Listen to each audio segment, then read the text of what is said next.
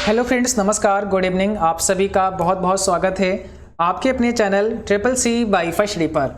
तो आप सभी के लिए क्लास रेडी है और आज के इस क्लास में 37 मोस्ट इंपॉर्टेंट क्वेश्चन करेंगे। ये सभी प्रश्न आपके होने वाले ट्रिपल सी एग्जाम के लिए काफ़ी इंपॉर्टेंट हैं। सो आप सभी इस क्लास को लास्ट तक जरूर देखें, ठीक है।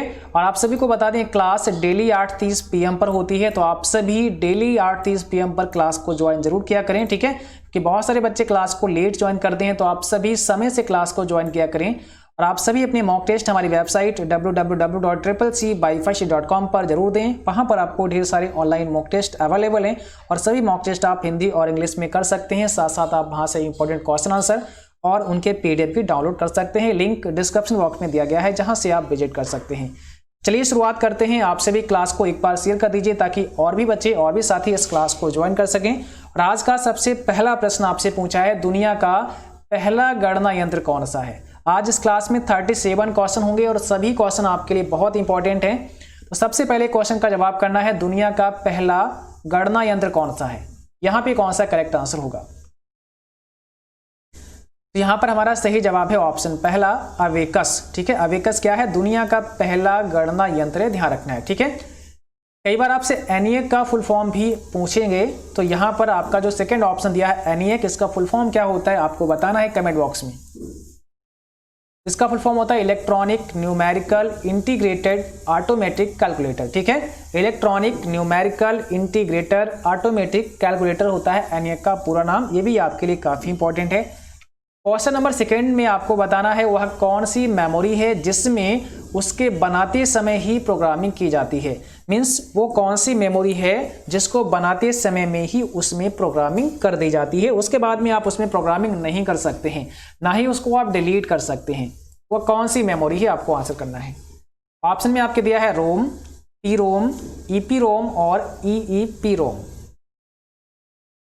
तो ध्यान रखना है, क्वेश्चन आपके लिए काफी इंपॉर्टेंट है और यहां पर सही जवाब है आपका पी रोम। पी रोम का मतलब होता है प्रोग्रामेबल रीड ओनली मेमोरी, ठीक है। इस मेमोरी को बनाते समय ही प्रोग्रामिंग कर दी जाती है, इसके बाद आप इसमें प्रोग्रामिंग नहीं कर सकते हैं, ना ही इसके डेटा को आप इरेज कर सकते हैं।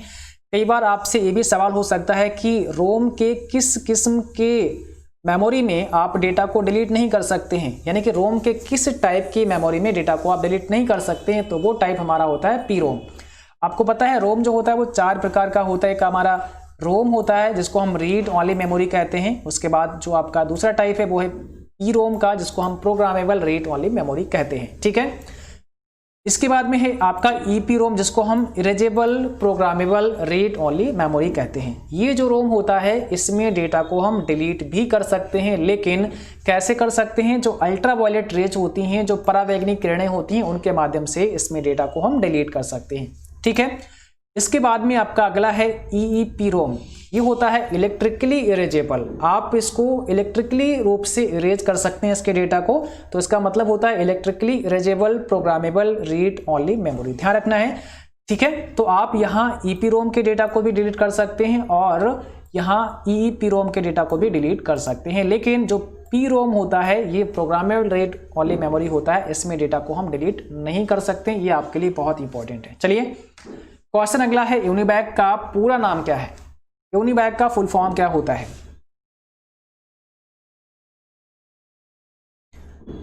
यूनिबैक का मतलब होता है यूनिवर्सल ऑटोमेटिक कंप्यूटर, ठीक है। यूनिवर्सल ऑटोमेटिक कंप्यूटर, और ये सभी पॉपुलर हैं, ये सब एग्जाम में पूछे जाते हैं बहुत सारे, ठीक है। अगला क्वेश्चन है यूटीआर। देखो यूटीआर का फुल फॉर्म क्या होता है और कई बार एग्जाम में पूछा गया था। तो ये सारे क्वेश्चन बहुत इंपॉर्टेंट है आपके लिए, इनको आना ही आना है आपको, ठीक है। अच्छे से इनको पढ़ना ही है। तो यूटीआर का मतलब होता है unique transaction reference. Unique transaction reference होता है, यहाँ पर हमारा करेक्ट जवाब हो जाएगा, ठीक है, option number C, unique transaction reference होता है। क्वेश्चन नंबर अगला पूछा है, निम्न में से किस कुंजी के द्वारा आप प्रेजेंटेशन में उपलब्ध सभी स्लाइडों को एक साथ सेलेक्ट कर सकते हैं। कंट्रोल शिफ्ट या अल्ट के साथ कंट्रोल या कंट्रोल ए या शिफ्ट। तो सही जवाब होगा कंट्रोल ए, ऑप्शन हमारा सी हो जाएगा यहाँ पर, कंट्रोल ए। चलिए क्वेश्चन नंबर अगला, ऑफलाइन डिवाइस है, इसमें से ऑफलाइन डिवाइस कौन सी है। सीधे एक्सेस हो पाने वाली स्टोरेज डिवाइस है, एक डिवाइस जो सीपीयू से जुड़ी होती है, एक डिवाइस जो सीपीयू से नहीं जुड़ी होती है, या एक आईओ डिवाइस, एक इनपुट आउटपुट डिवाइस। तो ऑफलाइन डिवाइस कई बार हमने आपको बताया भी है, बहुत सारे क्लासेस में इसको डिस्कस किया है। एक डिवाइस जो सीपीयू से नहीं जुड़ी होती, मीन्स वो डिवाइस जो सीपीयू से नहीं जुड़ी है वो आपकी ऑफलाइन डिवाइस कही जाती है ना। तो ऑफलाइन डिवाइस वो डिवाइस जो सीपीयू से नहीं जुड़ी होती है। अगला क्वेश्चन है माइक्रो प्रोसेसर का आविष्कार कब हुआ था? माइक्रो प्रोसेसर का आविष्कार कब हुआ था? तो करेक्ट जवाब होगा 1971 में। ठीक है, यहां पर हमारा ऑप्शन बी हो जाएगा 1971। चलिए क्वेश्चन अगला आपको बताना है, और यहां पर नेक्स्ट क्वेश्चन पूछा है स्टोरेज की सबसे छोटी इकाई कौन सी होती है? स्टोरेज की सबसे छोटी इकाई कौन सी होती है? जल्दी से बताइए, यहां पे राइट आंसर क्या होगा? यहां पर करेक्ट आंसर होगा बिट। ऑप्शन हमारा फर्स्ट हो जाएगा बिट। क्वेश्चन नंबर अगला आपको बताना है डेस्कटॉप पर उपलब्ध एक एप्लीकेशन को किस शॉर्टकट के द्वारा चलाया जा सकता है? मान लिया कि डेस्कटॉप पर कोई एक एप्लीकेशन है और उस एप्लीकेशन को आप किस के द्वारा, जो ऑप्शन नीचे दिए दिए हैं इसमें से किसके द्वारा आप उसको चला सकते हैं? ऑप्शन पहला है इसके शॉर्टकट पर डबल क्लिक करके आप इसे चला सकते हैं या इसे ओपन कर सकते हैं, या इस पर राइट क्लिक करेंगे, उसके बाद ओपन ऑप्शन को आप सेलेक्ट करेंगे, या आइकन को सेलेक्ट करके फिर एंटर की दबा देंगे, या फिर सभी इसमें सही हैं। अब आप बताइए यहाँ पे कौन सा सही है? तो ध्यान रखना यहाँ पर ये सभी ऑप्शन हमारे करेक्ट हैं। देखिए डेस्कटॉप पर जो उपलब्ध आइकन होता है, जो एप्लीकेशन होता है, उसको हम कैसे चला सकते हैं? ठीक है, एक तो उसके शॉर्टकट पर आप डबल क्लिक कर सकते हैं, यानी कि जो एप्लीकेशन का आइकन आपके डेस्कटॉप पर है उस पर अगर आप 2 बार क्लिक करते हैं तो वो आपका ओपन हो जाता है। दूसरा, उस पर अगर आप राइट क्लिक करते हैं और फिर ओपन ऑप्शन को आप सेलेक्ट करते हैं, ओपन ऑप्शन पर आप क्लिक करते हैं, यानी कि उस पर पहले मुझे राइट क्लिक करना है, और जब राइट क्लिक करेंगे तो कई सारे ऑप्शन दिखेंगे, वहां पर आपको ओपन पर क्लिक करना है, तो वहां से भी आप ओपन कर सकते हैं। उसके अलावा आप आइकन को एक बार सेलेक्ट करेंगे, मीन्स एक बार आइकन पर क्लिक करना है और एंटर प्रेस कर देना, एंटर की को प्रेस कर देना है, तो भी आप उसे ओपन कर सकते हैं। यहाँ पर आपके डी ऑप्शन फिर करेक्ट हो जाएगा, सभी सही है। अगर आपका डॉक्यूमेंट 100% से अधिक है तो आपको कितने स्क्रॉल बार दिखाई देते हैं? बताइए, 2, 1, 3 या 4। अगर आपका डॉक्यूमेंट 100% से ज्यादा है तो कितने स्क्रॉल बार आपको दिखाई देते हैं? तो यहां पर आपका ऑप्शन पहला हो जाएगा 2 दिखाई देते हैं। ध्यान रखना है, जैसे कि आप राइटर में आ चुके हैं, अभी जो आपके पास स्क्रॉल बार है वो केवल 1 है, जैसा कि आप देख सकते हैं राइट हैंड साइड में होता है स्क्रॉल बार, है ना। लेकिन अगर आप अपने डॉक्यूमेंट का साइज इंक्रीज कर देंगे, ठीक है, साइज जब बढ़ा देते हैं तो जब आपकी विंडो में साइज फिट नहीं होता है तब वो नीचे भी आपको एक स्क्रॉल बार दिखाई देती है। जैसे कि यहाँ पर हम साइज इंक्रीज कर दिया हमने, अब देखो अपने नीचे भी स्क्रॉल बार आपको दिखाई दे रही है इस प्रकार से, है ना। तो यहाँ पर तब जब आपका साइज 100% से ज्यादा होता है तब आपको 2 स्क्रॉल बार दिखाई देती हैं। ओके, यहाँ पर आपका ऑप्शन कौन सा हो जाएगा? पहला करेक्ट हो जाएगा। अगला क्वेश्चन पूछा है लिलो कहा जाता है। लिलो किसे कहा जाता है? लिस्ट लोडर को कहा जाता है, लॉजिकल लोडर को कहा जाता है, लिनक्स लोडर को कहा जाता है, या उपरोक्त में से कोई नहीं? काफी इंपॉर्टेंट क्वेश्चन है, ये सभी प्रश्न आप अच्छे से ध्यान कर लेना, रट लेना, ठीक है। सारे के सारे क्वेश्चन मोस्ट इंपॉर्टेंट है आपकी ट्रिपल एग्जाम के लिए, और इन सभी प्रश्नों को आप हमारी वेबसाइट से भी ले सकते हैं। तो ये सारे क्वेश्चन आप हमारी वेबसाइट से भी पढ़ सकते हैं, वहां से इनके डाउनलोड भी कर सकते हैं। यहाँ पर लिलो कहा जाता है लिनक्स लोडर को। किसे? लिनक्स लोडर को कहा जाता है। ऑप्शन हमारा सी करेक्ट है, यहाँ पे ध्यान रखना है। क्वेश्चन अगला है फाइल व फोल्डर को के प्रबंधन में किस विंडोज प्रोग्राम का प्रयोग करते हैं? काफी इंपॉर्टेंट है। फाइल्स और फोल्डर के प्रबंधन में इनको मैनेज करने के लिए किस विंडो प्रोग्राम का आप इस्तेमाल करते हैं?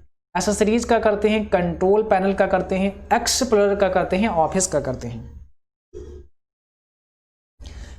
तो यहां पर हमारा सही जवाब होगा एक्सप्लोरर। देखो, एक होता है आपका इंटरनेट एक्सप्लोरर, वो अलग है। ये आपका क्या है? विंडो एक्सप्लोरर है। विंडो एक्सप्लोरर क्या करता है? ये आपकी सारी फाइल्स और फोल्डर्स को मैनेज करता है। ध्यान रखना है, तो ऑप्शन सी हो जाएगा।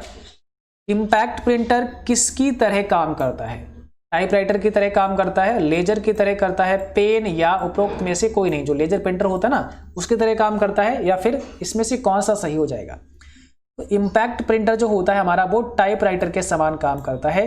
ये आवाज़ बहुत करता है, ठीक है। इम्पैक्ट प्रिंटर होता है, ये बहुत आवाज़ करता है, ठीक है, लेकिन अब इनका प्रचलन बहुत कम है, ठीक है।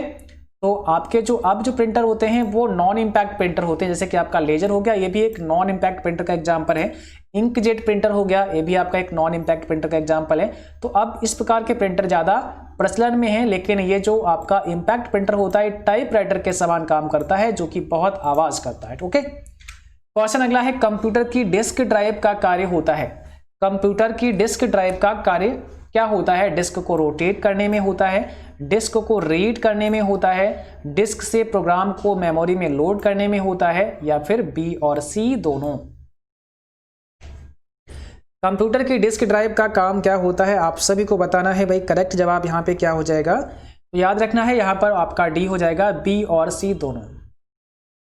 अगला क्वेश्चन बताना है, निम्न में कौन आपको एक समय में एक स्लाइड देखने व उसे एडिट करने की अनुमति प्रदान करता है?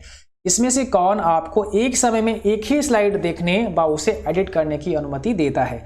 स्लाइड सॉर्टर देता है, नॉर्मल देता है, आउटलाइन देता है, या नोट्स देता है? तो सिंपल सी बात है भाई, ये तो आपका नॉर्मल हो जाएगा फिर, है ना। ऑप्शन हमारा करेक्ट होगा बी, नॉर्मल, है ना। अगर आप स्लाइड सॉर्टर करेंगे तो इसमें कई सारी स्लाइड आपको दिखाएंगे।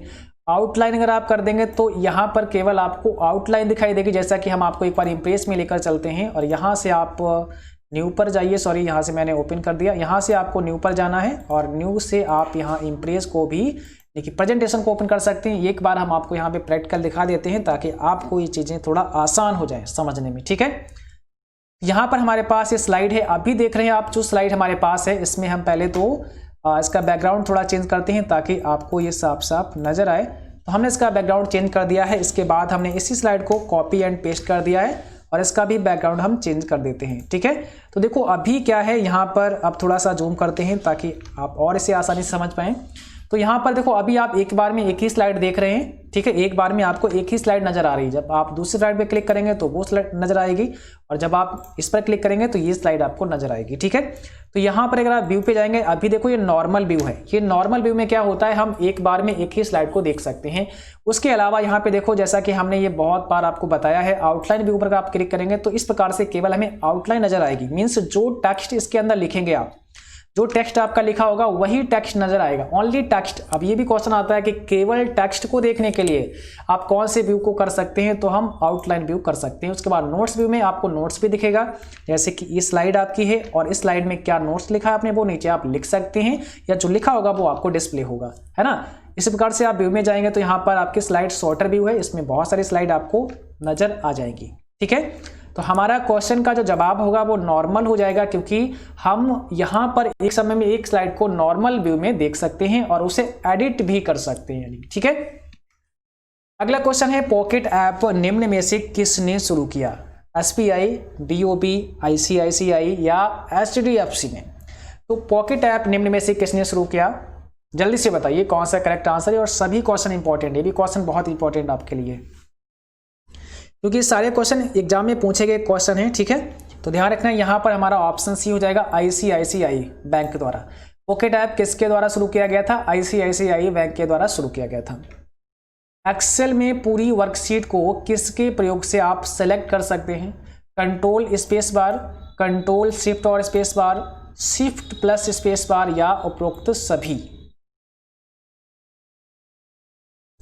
कंट्रोल में अगर आप पूरी एक्सेल में अगर आप पूरी वर्कशीट को सेलेक्ट करना चाहते हैं तो आप किससे कर सकते हैं? तो ये भी चीज़ें हम आपको ऑलरेडी बता चुके हैं, कंट्रोल शिफ्ट और स्पेस बार। आपको क्या करना है, कंट्रोल शिफ्ट और स्पेस बार दबाना है तो आपका पूरा वर्कशीट सेलेक्ट हो जाएगा। एक और शॉर्टकट की है, कंट्रोल ए आप प्रेस कर सकते हैं, ठीक है।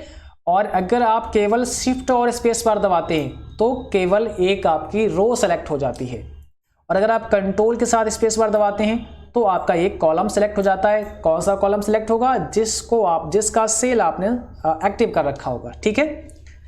चलिए क्वेश्चन अगला है, गति की सबसे तेज इकाई है? Milli second, micro second, nano second और पिको सेकेंड। तो गति की सबसे तेज इकाई यहां पर आपसे पूछिए, कौन सा होगा सही जवाब? तो ध्यान रखना, यहां पर सबसे तेज की अगर बात करें तो आपका होगा पिको सेकेंड, सबसे तेज है, ठीक है। ध्यान रखना है पिको सेकेंड। अगला क्वेश्चन है, UTP। OTP नहीं पूछा मैंने, क्या पूछा? UTP, इसका फुल फॉर्म बताइए। UTP का क्या होता है?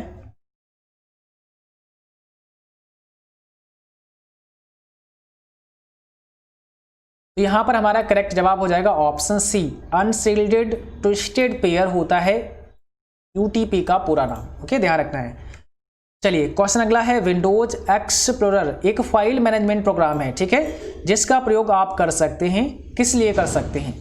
फाइल फोल्डर को के डिस्क पर उपस्थित ढांचे यानी कि स्ट्रक्चर को देखने व बदलने के लिए, फाइल व फोल्डर के कंटेंट को देखने व बदलने के लिए, फाइल व फोल्डर को मूव, कॉपी या उनके नाम बदलने के लिए, या फिर सभी। तो जो आपका विंडोज एक्सप्लोरर होता है एक फाइल मैनेजमेंट प्रोग्राम होता है जिसका प्रयोग आप कर सकते हैं। तो ध्यान रखना ये सभी कार्य हम कर सकते हैं, उपरोक्त सभी हमारा यहाँ पे करेक्ट आंसर हो जाएगा। जैसे यहाँ पर देखो हमारे टास्क बार पर है ये फाइल आपका जो विंडोज एक्सप्लोरर होता है, तो अभी आपके सामने ये विंडोज एक्सप्लोरर ओपन हो चुका है। जैसा कि आप देख सकते हैं ये क्या है, विंडोज एक्सप्लोरर प्रोग्राम है। अब यहाँ से आप सारी फाइल्स को मैनेज कर सकते हैं, जो भी आपकी फाइल्स होती हैं उन सभी को आप मैनेज कर सकते हैं, रीनेम भी कर सकते हैं, ठीक है। तो सारा कार्य यहाँ से आप कर सकते हैं। चलिए क्वेश्चन अगला आपकी स्क्रीन पर है, निम्न में से किस क्लाइंट प्रोग्राम के द्वारा इंटरनेट सर्विस तथा www पर उपलब्ध संसाधन का प्रयोग कर सकते हैं? किस क्लाइंट प्रोग्राम की बात की गई है यहाँ पे? ISP होगा, वेब ब्राउजर होगा, वेब सर्वर होगा, या उपरोक्त में से सभी? तो यहाँ पर आपका वेब ब्राउजर होगा, ठीक है, ध्यान रखना है। वेब ब्राउजर एक क्लाइंट प्रोग्राम भी होता है जिसको आप बोल सकते हैं। तो निम्न में से किस क्लाइंट प्रोग्राम के द्वारा इंटरनेट सर्विस तथा www पर उपलब्ध संसाधन का आप प्रयोग कर सकते हैं? यानी कि बिना वेब ब्राउजर के आप www पर जो भी है उसको आप देख नहीं सकते हैं, उस पर विजिट नहीं कर सकते हैं, उस पर लाभ नहीं ले सकते हैं, आपको किसी न किसी ब्राउजर पर जाना होगा, ठीक है। DSL का पूरा नाम क्या होता है? डोमेन सब्सक्राइबर लाइन होता है, डोमेन सिस्टम लाइन होता है, डिजिटल सिस्टम लाइन होता है, डिजिटल सब्सक्राइबर लाइन होता है। तो DSL का पूरा नाम आपको बताना है। कौन सा यहाँ पे करेक्ट आंसर है? तो ध्यान रखना है यहाँ पर हो जाएगा डिजिटल सब्सक्राइबर लाइन, ऑप्शन हमारा डी करेक्ट होगा। और अगला क्वेश्चन आपको बताना है, नेटवर्क पर अगर कोई कंप्यूटर किसी अन्य यूजर के साथ संसाधन शेयर करता है तो उसे क्या कहेंगे? ध्यान रखना है, पूछा क्या है, नेटवर्क पर अगर कोई कंप्यूटर किसी अन्य यूजर के साथ संसाधन शेयर करता है तो उसे क्या कहेंगे? सर्वर कहेंगे, क्लाइंट कहेंगे, मेन फ्रेम कहेंगे, या मिनी कंप्यूटर कहेंगे?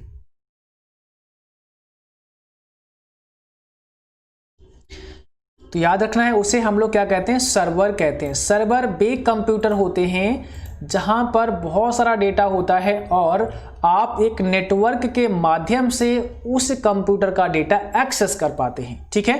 तो उसे क्या कहते हैं? सर्वर कहते हैं। जैसे अभी आप जो यहाँ पर ऑनलाइन क्लास देख रहे हैं तो ये डेटा भी किसी ना किसी कंप्यूटर में होगा और जहां से, और वो कंप्यूटर एक नेटवर्क से कनेक्ट है ना। तो आपने क्या किया, आपने भी अपना मोबाइल फ़ोन में एक ब्राउज़र ओपन किया या आपने यूट्यूब एप्लीकेशन ओपन किया और वहाँ से आपने जो भी चैनल का नाम है उसको विजिट किया और उसको आप एक्सेस करने लगे। तो ये संसाधन आप तक पहुँच रहा है ना। संसाधन आप तक पहुँच रहा है, यूज़र के मोबाइल फ़ोन में या यूज़र के कंप्यूटर में जो संसाधन पहुँच रहा है और जहाँ से आ रहा है, तो जहाँ से आ रहा है वो कंप्यूटर सर्वर कहलाता है ना। तो ध्यान रखना है, नेटवर्क पर अगर कोई कंप्यूटर किसी अन्य यूजर के साथ संसाधन को शेयर करता है तो जो शेयर करने वाला कंप्यूटर होता है वो सर्वर होता है। और एक और बात आपको ध्यान रखना है, जो इस इंफॉर्मेशन को ले रहा है, जैसे कि आप लोग जो इसको देख रहे हैं तो वो क्लाइंट कहलाते हैं, ठीक है। क्या कहलाते हैं? क्लाइंट कहलाते हैं। अब अगर बात करें, क्लाइंट को एक और नाम से भी जानते हैं जिससे हम नोड कह सकते हैं, ठीक है। तो जो नेटवर्क से कंप्यूटर कनेक्ट होते हैं और जो कंप्यूटर सर्विस दे रहा होता है, ठीक है, वो आपका सर्वर या होस्ट कहलाता है और जो ले रहा होता है वो आपका क्लाइंट या नोड कहलाता है। तो ये भी आपके लिए इंपॉर्टेंट है। चलिए क्वेश्चन अगला है, इंफ्रारेड किस प्रकार का माध्यम है? इंफ्रारेड जो होता है वो किस प्रकार का माध्यम है? ये वायरलेस होता है या वायर्ड होता है या ऑप्टिकल फाइबर है, कोएक्सियल फाइबर है?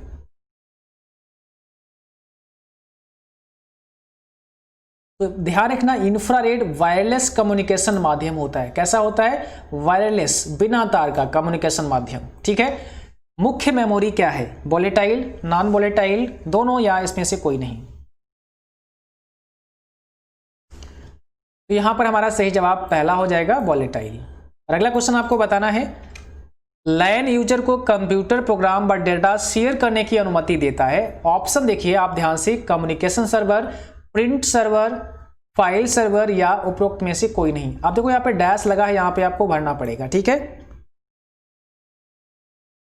यहां पर हो जाएगा फाइल सर्वर। फाइल सर्वर जो होता है लैन यूजर को कंप्यूटर प्रोग्राम व डेटा शेयर करने की अनुमति देता है, ठीक है। तो ऑप्शन सी है। कंप्यूटर के किस भाग को आप देख व छू सकते हैं? काफी सिंपल सा प्रश्न है और ऑप्शन को समझना है।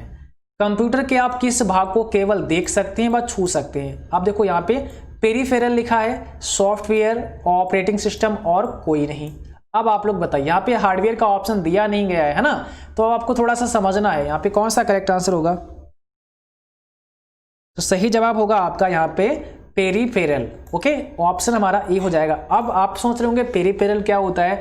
तो पेरिफेरल वो सारे डिवाइसेज होते हैं जो कंप्यूटर में आप यूज करते हैं, जैसे आपका कीबोर्ड हो गया, आपका माउस हो गया, आपका प्रिंटर हो गया।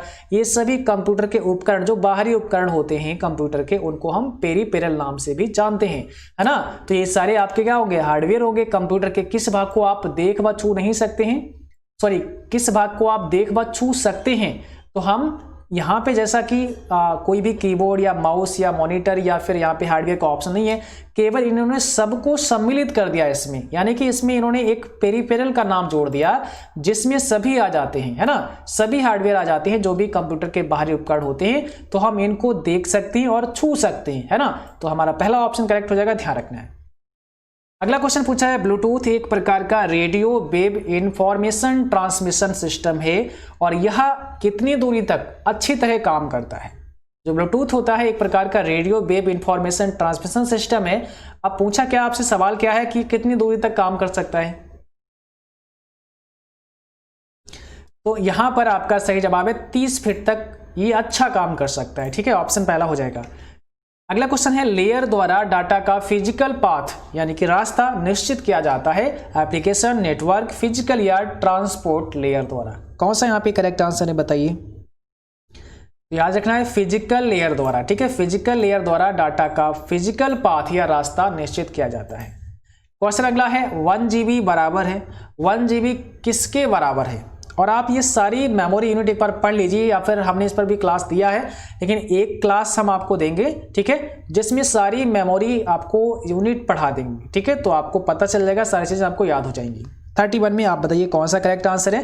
तो 1 GB 1024 MB के बराबर है ना, 1024 मेगाबाइट के बराबर है। अगला क्वेश्चन है, ISO का पूरा नाम क्या होता है? ISO का फुल फॉर्म जल्दी से बताइए यहाँ पे कौन सा करेक्ट आंसर होगा। ISO का फुल फॉर्म ध्यान रखना, इंटरनेशनल स्टैंडर्ड ऑर्गेनाइजेशन होता है इसका पूरा नाम, इंटरनेशनल स्टैंडर्ड ऑर्गेनाइजेशन। बुलेट को पहले जैसा बनाने के लिए निम्न में से आप क्या प्रयोग करेंगे? बुलेट को पहले जैसा, देखो क्वेश्चन को समझना ही मुश्किल है, थोड़ा सा क्वेश्चन समझ गए तो आंसर आप कर पाएंगे। देखो यहाँ पे क्या पूछा है, बुलेट को पहले जैसा बनाने के लिए यानी कि नॉर्मल बनाने के लिए आप किसका इस्तेमाल करते हैं? टैब कुंजी का करते हैं, शिफ्ट के साथ कुंजी का, शिफ्ट कुंजी का करते हैं, एंटर कुंजी का करते हैं, या शिफ्ट और एंटर कुंजी का करते हैं? चलिए तो बताइए आप यहाँ पे कौन सा जवाब सही होगा, और इसको हम आपको विद प्रैक्टिकल भी समझाते हैं ताकि आपको ये आसानी से समझ में आ जाए और याद हो जाए। देखो यहाँ पर हमारा डी ऑप्शन करेक्ट है, शिफ्ट और एंटर कुंजी। मुझे पता है आपकी ये समझ में नहीं आया होगा, अब हम इसको विद प्रैक्टिकल समझाएंगे तब आपके समझ में आएगा। कह रहा है बुलेट को पहले जैसा बनाने के लिए यानी कि नॉर्मल बनाने के लिए आप किसका इस्तेमाल करते हैं? अब जैसे कि यहाँ पर हम आ चुके हैं लिब्रे ऑफिस राइटर में, थोड़ा सा जूम करते हैं और यहाँ पर एक बुलेट पॉइंट इंसर्ट करते हैं। जैसे हमने लिखा यहाँ पे यहाँ पे लिखते हैं CU और MU, ठीक है। अब जैसे कि हम यहाँ पे पहले बुलेट पॉइंट इंसर्ट करेंगे तो हमने इनको सेलेक्ट कर लिया है, या आप चाहो तो पहले भी कर सकते थे। इसके बाद यहाँ से आप बुलेट पॉइंट इंसर्ट कर सकते हैं, तो हमने यहाँ से बुलेट पॉइंट को लगा दिया है। अभी आप देखेंगे यहाँ पर अगर हम यहाँ पे एंटर करते हैं और एंटर करने पर ऑटोमेटिक बुलेट हमारा यहाँ पे बन चुका है, और हम यहाँ पे कुछ भी लिख सकते हैं। जैसे कि मैंने CU लिखा, MU लिखा और ALU मैंने यहाँ पे टाइप कर दिया, और दबाएंगे तो अगला बुलेट आ जाएगा, आप कुछ और टाइप कर सकते हैं, फिर अगला आ जाएगा, ऐसे करके सारे बुलेट आते रहेंगे। अगर आप यहाँ 2 बार एंटर कर देंगे तो बुलेट आपका चला जाएगा और आपका जो लिखने का स्थान होगा, जो कर्सर होगा, वो थोड़ा सा बैक आ जाएगा यहाँ से, यानी कि न्यू लाइन शुरू कर देगा, है ना। चलिए अब यहाँ पर जो हमारा आंसर था वो क्या था? शिफ्ट के साथ आपको एंटर दबाना है, तो आप बुलेट को पहले जैसा बनाने के लिए यानी कि बुलेट को आप नॉर्मल कर सकते हैं। जैसे अगर यहाँ पर हम शिफ्ट के साथ एंटर प्रेस करते हैं तो देखो यहाँ पर हमने ऑप्शन तो लिखा, लेकिन केवल बुलेट हमारा हाइड हुआ है। अभी हम शिफ्ट के साथ एंटर करेंगे तो आराम से हम उसी लाइन में लिख सकते हैं, और अगर हमने शिफ्ट छोड़ा तो देखो फिर से बुलेट हमारा बनना स्टार्ट हो गया, यानी कि यहाँ पर बुलेट फिर से हमारा स्टार्ट हो चुका है। अगर हमें कभी भी जब हम बुलेट पॉइंट इंसर्ट करते होते हैं, कोई नंबर लिस्ट इंसर्ट करते होते हैं और उसके बीच में अगर आप चाहते हैं कि हम एक बुलेट नहीं लगाना चाहते हैं या कहीं कोई नंबर मिस करना चाहते हैं, तब हम शिफ्ट दबा लेंगे और एंटर प्रेस कर देंगे। तो उससे क्या होगा, जो हमारी लाइन होगी वो बिल्कुल बराबर रहेगी, जैसे कि सारे ऑप्शन एक समान नीचे जा रहे हैं, लेकिन जहां पर शिफ्ट दबा के एंटर मारा आपने वहां पर बुलेट नहीं इंसर्ट हुआ। जैसे कि अभी मैं क्या कर रहा हूं, यहाँ पे आप देख सकते हैं, अब मुझे शिफ्ट दबा के एंटर प्रेस करना है तो अगला बुलेट नहीं आएगा। शिफ्ट दबाया और एंटर प्रेस किया, बुलेट नहीं आया, हम टाइप कर सकते हैं कुछ भी, फिर शिफ्ट दबाया एंटर लगाया, बुलेट नहीं आएगा। और अगर आप केवल एंटर लगाएंगे तो बुलेट आ चुका है, तो फिर से बुलेट आ चुका है। और जब आप नॉर्मल 2 बार एंटर कर देंगे तो देखो बुलेट आपका हाइड हो जाएगा, लेकिन फिर लिखना कहाँ से स्टार्ट होगा, थोड़ा पीछे से, है ना। ये चीज़ आपको समझनी है। तो यहाँ पर आपका जो करेक्ट आंसर है वो ऑप्शन डी है, शिफ्ट के साथ एंटर आपको प्रेस करना होगा अगर आप बुलेट को पहले जैसा बनाना चाहते हैं, नॉर्मल बनाना चाहते हैं। अगला क्वेश्चन पूछा है फोर्ट्रान क्या है, फाइल ट्रांसमिशन है, फॉर्मेट ट्रांसलेशन है, फॉर्मूला ट्रांसलेशन है, इसमें से या फ्लॉपी ट्रांसलेशन है। कौन सा यहाँ पे सही जवाब है, आप सभी को जवाब करना है। और आप सभी ने अगर भाई क्लास को अभी तक लाइक नहीं किया है तो प्लीज सभी क्लास को जरूर लाइक करें, है ना। तो लाइक शेयर करना बिल्कुल मत भूला करें। और जो भी साथी हमारे चैनल पर नए हैं, पहली बार हैं, तो आप सभी का मोस्ट वेलकम है। आप सभी चैनल को सब्सक्राइब भी करें और बेल आइकन भी ऑन करें ताकि नोटिफिकेशन भी आप सभी को मिलता रहे, ठीक है। तो यहां पर फोर्ट्रान का हो जाएगा फार्मूला ट्रांसलेशन। क्या हो जाएगा, फार्मूला ट्रांसलेशन। अगला क्वेश्चन है हैंड आउट स्पीकर, जो आपके हैंड आउट स्पीकर नोट्स होते हैं, तो हैंड आउट स्पीकर नोट्स और आउटलाइन एक स्लाइड के वह भाग है जिनका प्रयोग डैश के उद्देश्य के लिए होता है। अब सामान्य उद्देश्य के लिए करते हैं या रेफरेंस के लिए करते हैं या दोनों या फिर कोई नहीं। तो हैंड आउट स्पीकर नोट्स और आउटलाइन एक स्लाइड के वह भाग होते हैं जिनका प्रयोग आप रेफरेंस के लिए करते हैं, है ना। तो ऑप्शन हमारा बी हो जाएगा करेक्ट। अगला क्वेश्चन पूछा है डॉट वेब और डॉट मिड, ये किस प्रकार की फाइल है जिन्हें आप पावर पॉइंट में जोड़ सकते हैं या जोड़ा जा सकता है। बताइए कौन सी डॉट वेब और डॉट मिड किस प्रकार की फाइल है, साउंड फाइल है, पिक्चर है, इमेज है या उपरोक्त में से कोई नहीं। तो आप सभी को ध्यान रखना है, ये आपकी साउंड फाइल है, ठीक है। कैसी फाइल है, एक ऑडियो फाइल है। कौन सी, वेब और डॉट मिड, जिसको आप पावर पॉइंट में जोड़ सकते हैं। क्वेश्चन अगला है डैश वह नेटवर्क है जो कंप्यूटर व अन्य डिवाइसों को एक छोटे भूभाग में आपस में जोड़ता है, जैसे कि घर, स्कूल, कंप्यूटर, लैब या बिल्डिंग, इन सभी में आपस में जोड़ देता है, एक नेटवर्क बना देता है। कौन सा नेटवर्क है, ठीक है।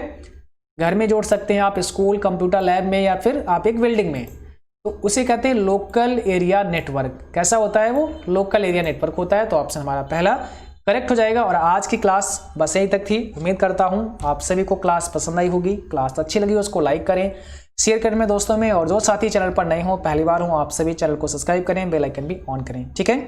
और आप सभी इस क्लास का पीडीएफ लेना ना भूलें, पीडीएफ हमारी वेबसाइट से भी आप ले सकते हैं। इसके अलावा आप टेलीग्राम चैनल को ज्वाइन करें, वहां पर आज का पीडीएफ आपको मिल जाएगा। Thanks for watching, thank you, good night to all, bye bye.